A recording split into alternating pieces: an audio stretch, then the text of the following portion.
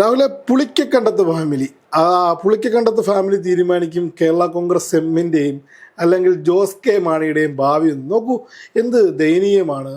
Jose K അല്ല, അതിന് കൃത്യമായിട്ട് അഡ്രസ് ആയി കഴിഞ്ഞു. അതെ, പാലാ നഗരസഭ UDF ഭരിക്കും. അഡ്രസ്സായി ഏകദേശം. ജോസ് കെ മാണിയുടെ കാര്യത്തിൽ തീരുമാനമായി. കൈവിട്ടുപോയി, പാല കൈവിട്ടുപോയി. ജോസ് കെ മാണി പാല കൈവിട്ടു. അപ്പോൾ നമുക്ക് അറിയാൻ കഴിയുന്നത് പുളിക്കൽ കണ്ടത്തിന്റെ പ്രിയ പുത്രി ദിയ പുളിക്കൽ കണ്ടം 21 വയസ്സ് മാത്രമേ ആയുള്ളൂ. പാലാ ചെയർപേഴ്സൺ ആയിട്ട് വരികയാണ്. പാലാ നഗരസഭ വലിയൊരു ചരിത്രത്തിന്റെ ഭാഗമാണ്. അതായത് എനിക്ക് തോന്നുന്നു ആര്യ രാജേന്ദ്രനേക്കാളും പ്രായം കുറവുള്ളൊരു വ്യക്തിയായിരുന്നു ഇപ്പം ചെയർപേഴ്സണായിട്ട് വരുമ്പോഴത്തേനും. അതായത് നോക്കൂ, പാല പോലൊരു നഗരസഭയിൽ ജോസ് കെ മാണിക്ക് പൊളിറ്റിക്കൽ പെനട്രേഷൻ നടത്താൻ കഴിയുന്നില്ല എന്ന് പറയുമ്പോൾ എത്രത്തോളം ഇടതിനൊപ്പം നിന്ന് പറഞ്ഞാലും ആലോചിക്കൂ. സ്വന്തം മണ്ഡലം, അതായത് രാഷ്ട്രീയത്തിൻ്റെ പിച്ച വെച്ച സ്ഥലം, അവിടെ UDF ഹൈജാക്ക് ചെയ്യുകയാണ് ജോസ് കെ മാണിയെ. തീർച്ചയായിട്ടും UDF ഹൈജാക്ക് ചെയ്യുന്നതിന് എന്ന് പറയുന്നതിന് അപ്പുറത്തേക്ക് ജോസ് കെ മാണിയുടെ ഒരു പ്രതാപ കാലഘട്ടം ഇല്ലാതാകാൻ പോകുന്നു എന്നതിൻ്റെ ഒരു തുടക്കമാണ്. നമ്മൾ പലപ്പോഴും പല നേതാക്കന്മാരെയും കണ്ടിട്ടുണ്ട്. അച്ഛൻ പാർട്ടി ഉണ്ടാക്കി ശക്തമായി മുന്നോട്ട് കൊണ്ടുപോകുമ്പോൾ അച്ഛന്റെ കാലഘട്ടത്തിന് ശേഷം അത് നോക്കാൻ ആളില്ലാതെ അത്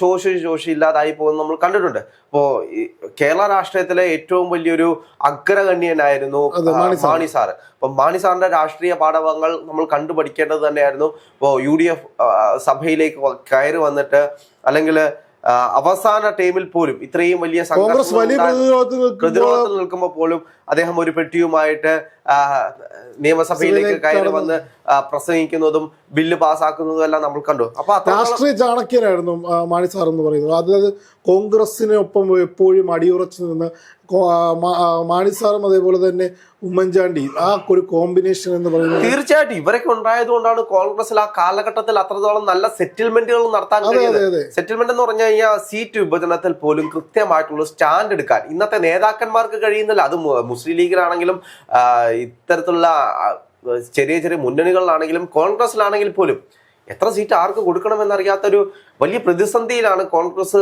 നടന്നു പോകുന്നത്. അല്ലെങ്കിൽ നെഗോസിയേഷൻ ചെയ്യാൻ കഴിവുള്ള നേതാക്കന്മാരുടെ എണ്ണം കുറഞ്ഞു വരുന്നു. ഉമ്മൻചാണ്ടി സർക്കാരിന്റെ കാലഘട്ടത്തിൽ എന്ന് വെച്ച് കഴിഞ്ഞാൽ ശക്തമായിട്ടുള്ള ആളുകളാണ്. പാല എന്ന് പറഞ്ഞാൽ അല്ലെങ്കിൽ കോട്ടയം എന്ന് പറഞ്ഞു കഴിഞ്ഞാല് മാണി സാറിന്റെ കോട്ടയം എന്നാണ് അറിയപ്പെടുന്നത്. തീർച്ചയായും അവിടെ നിന്ന്, ആ കോട്ടയത്തിൽ നിന്ന് അല്ലെങ്കിൽ ആ പാലയിൽ നിന്ന് ഇന്ന് കാണുന്ന പാലയിലേക്ക് കോൺഗ്രസ് എത്താൻ വേണ്ടിയിട്ട് പാലായിൽ കേരള കോൺഗ്രസ് എമ്മിന്റെ കോട്ടയിൽ വിള്ളൽ വീണിരിക്കുന്നു. പാലാ മുനിസിപ്പാലിറ്റി നോക്കൂ, ഇത് തദ്ദേശ തെരഞ്ഞെടുപ്പിലാണ് സംഭവിക്കുന്നത്. ഇനിയിപ്പോൾ നിയമസഭയിലേക്ക് പോകുമ്പോൾ ജോസ് കെ മാണിയുടെ അവസ്ഥ എന്താകും? ജോസ് കെ മാണി ഇനി ചങ്ങനാശ്ശേരിയിലേക്കോ അല്ലെങ്കിൽ കടുത്തുരുത്തിയിലേക്കോ ഒക്കെ മാറി മത്സരിക്കേണ്ട ഒരു സാഹചര്യം. ജോസ് കെ മാണി എന്ന് പറയുന്ന സീസൺഡ് പൊളിറ്റീഷ്യന് അത്തരം ഒരു കാര്യം പെനട്രേറ്റ് ചെയ്ത് പുളിക്കക്കണ്ട പ്രദേശത്തിൻ്റെ അടുത്ത്, അതല്ല അതിൽ രണ്ടുപേരിൽ ഒരാൾ പഴയ ഇടതുപക്ഷ സഹയാത്രികനൊക്കെ ആയിരുന്നു. എന്നിട്ട് പോലും അത് അടുപ്പിച്ച് നിർത്താനുള്ളൊരു സാഹചര്യം അവർക്ക് കഴിയുന്നില്ല.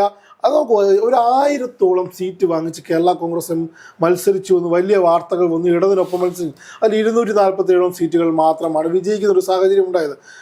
സ്വന്തം, അതായത് എൻ്റെ പഞ്ചായത്തിലാണെങ്കിലും രാഹുലിൻ്റെ പഞ്ചായത്തിലാണെങ്കിലും നമ്മളൊരു പൊളിറ്റീഷ്യനാകുമ്പോൾ അത്തരത്തിലൊരു ഇടപെടൽ ഏത് സമ്മർദ്ദവും ചെലുത്തി അഭിമാന പോരാട്ടം എന്ന നിലയിൽ ഇപ്പം രാഹുലാണെങ്കിൽ UDFൻ്റെയും ഞാനാണെങ്കിൽ LDFൻ്റെയും ഒരു മുന്നണി കൊണ്ടുവരാനുള്ള ശ്രമം നടത്തുമ്പോഴത്തേന് ജോസ് കെ മാണിയുടെ എല്ലാ അടവുകളും പാളുകയാണ്. ജോസ് കെ മാണി ഇനിയിപ്പോൾ മുന്നോട്ട് വയ്ക്കുന്ന രാഷ്ട്രീയമായാലും മുന്നോട്ട് മത്സരിക്കുമ്പോഴായാലും അദ്ദേഹം ഇനി എന്ത് സന്ദേശമാണ് പാലാക്കാർക്കും അല്ലെങ്കിൽ കോട്ടയംകാർക്കും, മാണിസാറിൻ്റെ മകനാണെന്ന് ആലോചിക്കണം, ആ ഒരു മാണിസാറിൻ്റെ മകൻ എന്ന നിലയിൽ അദ്ദേഹത്തിൻ്റെ രാഷ്ട്രീയ ചാണക്യ ബുദ്ധിയുടെ ഒരംശം എങ്കിലും അദ്ദേഹം പ്രയോഗിക്കേണ്ടതായിരുന്നു. അല്ല, അദ്ദേഹം ഒരിക്കലും കോൺഗ്രസ് വിട്ടു പോകാൻ പാടില്ലായിരുന്നു. ഇവരുടെയൊക്കെ പ്രധാനപ്പെട്ട കാര്യം എന്ന് വെച്ച് കഴിഞ്ഞാൽ കോൺഗ്രസ് വിട്ടു പോയി കഴിഞ്ഞാൽ ഇവരൊന്നും അല്ലാതായി പോകും. കോൺഗ്രസിലുള്ള കാലഘട്ടത്തിൽ മാത്രമേ ഇവർക്ക് ഈ പ്രതാപകാലത്തിൽ കൊണ്ടുനടക്കാൻ കഴിയൂ. അതിനി കേരള കോൺഗ്രസ് ആണെങ്കിലും ഏത് കോൺഗ്രസ് ആണെങ്കിലും പാർട്ടിക്കുലല്ല, ഇന്റർനാഷണൽ കോൺഗ്രസിന്റെ കീഴിൽ അണിനിരന്നാൽ മാത്രമേ ഇവർക്ക് ആ പ്രതാപകാലത്തിൽ കൊണ്ടു നടക്കാൻ കഴിയൂ. ജനങ്ങളുടെ മുന്നിൽ ഒരു മതേതര മുഖം കിട്ടുകയുള്ളൂ. മുസ്ലിം ലീഗ് എന്തുകൊണ്ടാണ് UDF വിട്ടിട്ട് പോകാത്തത്? ഇനി എന്ത് വിഷയമുണ്ടായാലും, ഇനി എത്ര വലിയ വർഗീയത ഉണ്ടായിക്കഴിഞ്ഞാലും UDF വിട്ട് മുസ്ലിം ലീഗ് പോകത്തില്ല. UDF വിട്ട് മുസ്ലിം ലീഗ് പോയി കഴിഞ്ഞാൽ അതിനൊരു വർഗീയ പാർട്ടിയായി മാത്രമേ കാണത്തുള്ളൂ. UDFന്റെ കീഴിൽ നിൽക്കുന്ന കാലത്തോളം അതിനൊരു മതേതര പാർട്ടിയായിട്ട് അല്ലെങ്കിൽ മതേതര മുഖമായിട്ട് കാണും ആളുകൾ.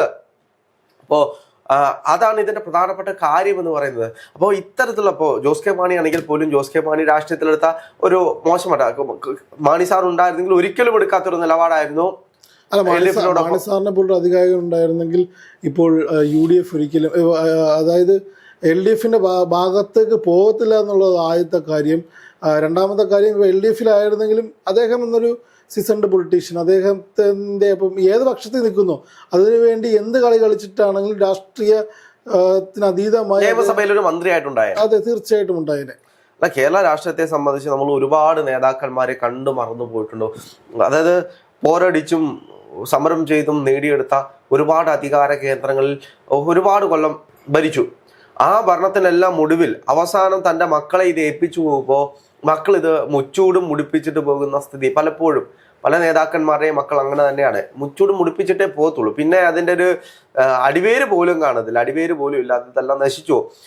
രാഷ്ട്രീയത്തിൽ, അതായത് കേരള പൊളിറ്റിക്സിലാണെങ്കിലും ഇന്ത്യൻ പൊളിറ്റിക്സിലാണെങ്കിലും അടിവേരുള്ളൊരു പാർട്ടി എന്ന് പറയുന്നത് ഇന്ത്യൻ നാഷണൽ കോൺഗ്രസ് ആണ്. അത് ഇന്ത്യയുടെ ചരിത്രകാലം തൊട്ട് ഉണ്ടായത് കൊണ്ടാണ് ഇന്ത്യൻ നാഷണൽ കോൺഗ്രസിന് അത്രയും ഒരു പദവി കിട്ടുന്നത്. പിന്നീട് ഇന്ത്യ ഒരു ഹിന്ദു രാഷ്ട്രമാണ് അല്ലെങ്കിൽ ഹിന്ദുത്വ ഭൂമിയാണ് എന്ന് പറഞ്ഞു വരുന്ന ബി ജെ പിയുടെ ഒരു ലക്ഷ്യം എന്ന് പറയുന്നത് ഹിന്ദുത്വ അജണ്ട തന്നെയാണ്.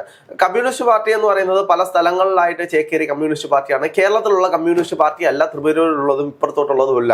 കാരണം കേരളത്തിലെ കമ്മ്യൂണിസ്റ്റ് പാർട്ടിയുടെ ചിന്താഗതികളാണെങ്കിലും പ്രവർത്തന രീതികളാണെങ്കിലും വളരെ വ്യത്യസ്തമാണ്. കേരളത്തിലെ രാഷ്ട്രീയ സാഹചര്യത്തിനനുസരിച്ച് രൂപപ്പെടുത്തിയെടുത്തൊരു പാർട്ടി മാത്രമാണ് കേരള കോൺഗ്രസ്.